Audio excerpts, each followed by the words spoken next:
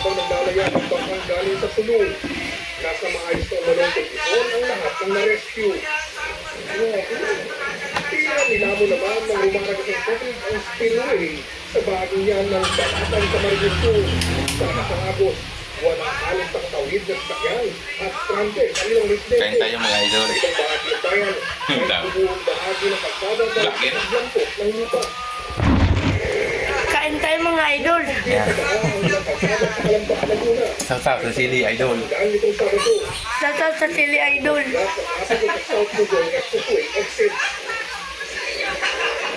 Sunod-sunod naman ang pagdaos sa mga bato mula sa bundok sa bahaging po ng Alpema Highway sa Taupo ng Tugamo. Nagkalat ang naglalakiyang bato sa kalsada.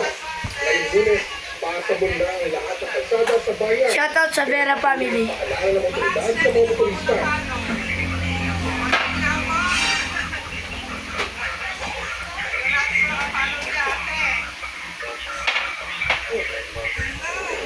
Tumaas din ang tubig sa Barangay Castro sa Subiten, La Union.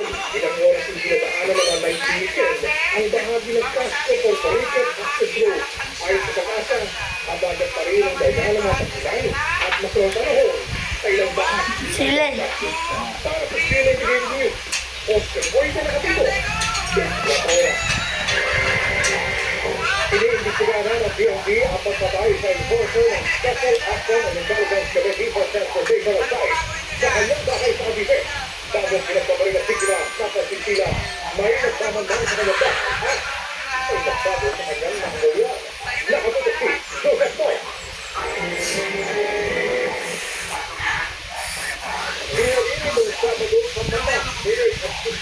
Si Henry Gumanban, enforcer ng Special Action and Intelligence Committee for Transportation of Sites. Dong pati dong. Sa kanyang mismo bahay sa General Cavite. Sa isang investigasyon ng pulisya, bandang alas 2 ng madaling araw ng pasugin, ang bahay nitong site enforcer si Henry Gumanban at makikita sa pintuan ng kanyang bahay ang ilang mga manggan ng sapatos. Nagulang din ang CCTV ang pag-alis ng isang bar. Kwento ng kamag-anak ng biktima ilang oras bago ang pinili na kita ng mga kapitbahay ang silang pinagmamandan sa bahay ng biktima. Ayun yung na Miguel kasi may nag-iinuman dito ng Ay, resito ang stilis mong inuman ito, Miguel ka rin. mga kulo Nasa banyaw. siguro yun siya yung bumalik ulit. Tapos may nakarinig na isang residente, gunshot lang na dalawa.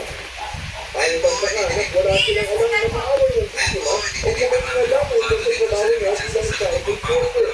Sa ganun trabaho kasi yung mga ganun sa mga aspekto.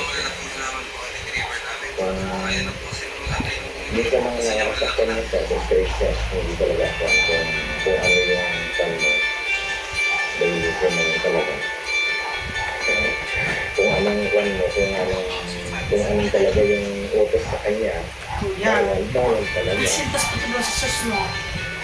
Baka mawala ba siya sa mga sus? Pakiusap mo na. Pero ay, dahil hindi ito Di man yung sapatos mo ang kinuha ko. Mawala yung isintas mo. Arin man. Tingnan mo yung itong black and white mo shoes. Punta na ko kapaman sa Jordan. Wala kasi ako ano. Kasi kung sa loob ka nandiyan, ang ito yung burger na kaya selfie na walang matutira. Namin marunong kayo sa mga information na makakatulong sa tao na pa. O gano'n, kung may nakakausap ka siya, may correct bagay. Nangako naman ang napiting investigasyon ni Transportation Secretary June Sipon na tumalaw sa Buron. Binigyan na rin ng security ang kamag-anak ng biktima. Utang. We will find you and we will bring you back. Balong as part of our family. Kasama naman sa pamilya sa DOT. We are looking at the various updates regarding this crisis. Kapag sa PNP, nag-ibigyan na rin ang National Bureau of Investigation o NBI. Para sa GMA Integrated News, Joseph Moro, nakapunta sa Negotro. Yeah. Yeah. Pabukas na.